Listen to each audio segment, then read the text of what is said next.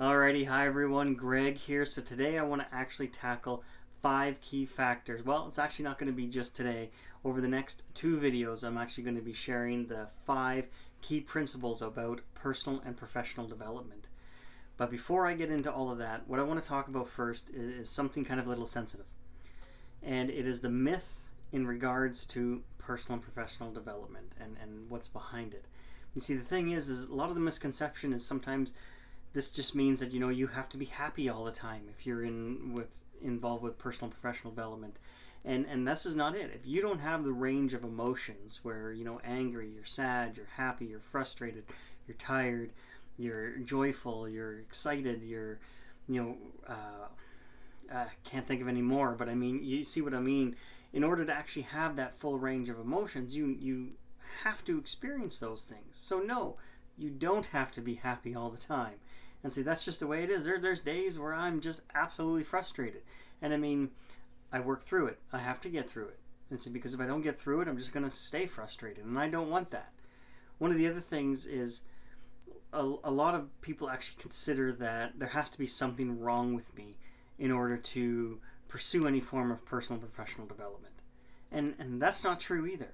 Some of the greatest minds on this planet seek out professional and personal development. Whether it's from individuals, whether it's from coaches, whether it's from books, whether it's from webinars or seminars or audios or videos. The fact is these people seek out something because they're seeking out something to take them to the next level.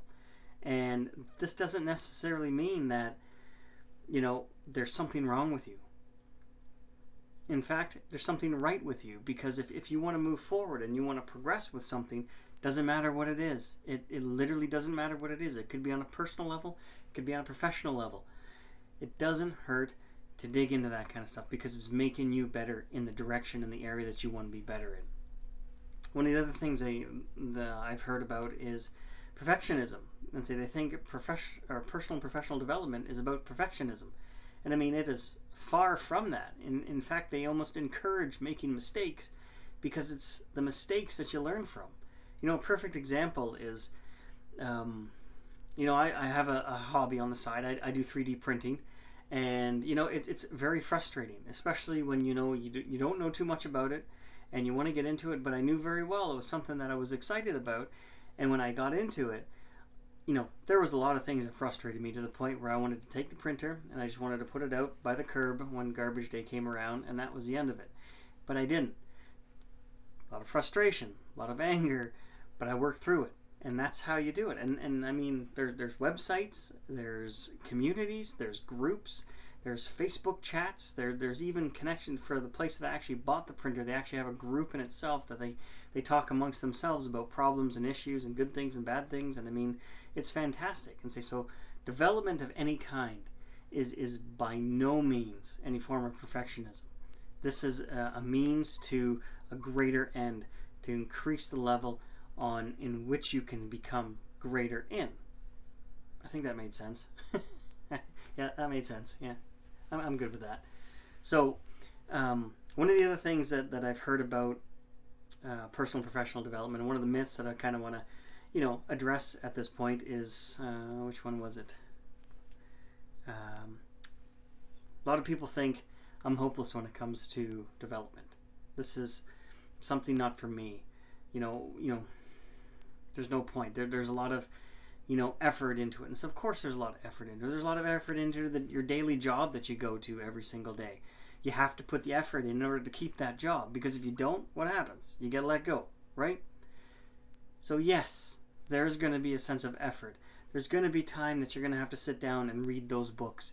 There's going to be points where you're going to have to sit down for 6, 7, maybe 8 minutes and watch a video in regards to that, or listen to an audio, or pick up a magazine on success and see how others have done it, and people who have reached millions or billions of dollars worth of worth, and see how they did it, because I can guarantee you they are not very far from these very tactics that we're actually going to be talking about over this 2-part series. So with that being said, let's dig right into the first 2, and we'll see if we got some time for the third. If not, I'll bring in the 3rd, 4th, and 5th on Thursday. So the first one that you have to know is you need to know your end goal. So, number one of key principles to personal and professional development is you have to know your end goal. It's like having a race with no finish line. There's no point, right? So you need to know what it is that you're going to be going after, and what you want out of all of this. This is huge. It's the biggest step, and it's probably one of the most, hair tear out kind of moments, because this is going to be a defining choice on the goal that you decide to choose. And I mean, it doesn't have to be critical. I mean, you don't have to spend months or years trying to analyze something. Pick something that you love. Pick something that you know is going to make a difference and make an impact in your life, and set that goal. And once you do that, second is you need to find your why. And this is super, super, super important. If you know your why, or let me phrase that. If you don't know your why, as in what lights that fire, so every time you say it, it's not lighting that fire, then you need to dig a little bit deeper. And actually, I'm going to suggest a book, Millionaire Success Habits. Oh, I got a sticky note on there. Millionaire Success Habits by Dean Graziosi. He gets into some crazy detail with this kind of stuff. I'm telling you, you want to talk about your why, underneath your why. This is a great book for that. Highly recommend that one. I would spend some time on this one, because you really need to know what it is that you're doing. It's great that you know you're doing it for your family, but why are you doing it for your family? And I say, well, I'm doing it for my family because I want them to be in a better situation. I say, well, why do you want them to be in a better situation? Well, I don't know. It would just be nice to be able to go out and, not have to worry about how much is left in my wallet. Well, what's so important about having that value within your wallet?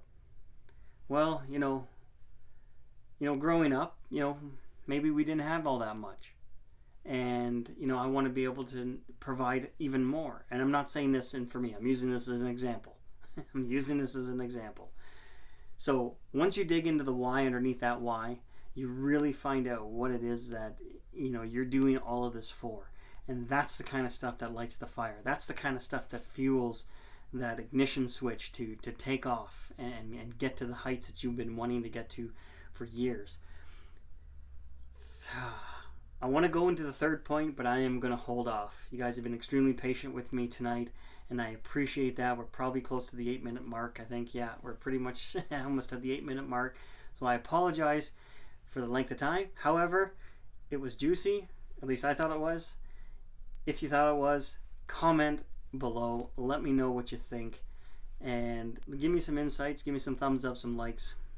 Whatever it is you like. Or even give me some comments on, I brushed my hair pretty good, about as best as I could, because the barbers are all closed right now, so I'm going to be doing my own hair maintenance, which is going to be interesting. So you might have some cool videos coming up. Anyways, folks, thanks so much for tuning in. Have yourself a great night, and we'll talk to you later. Have a good one.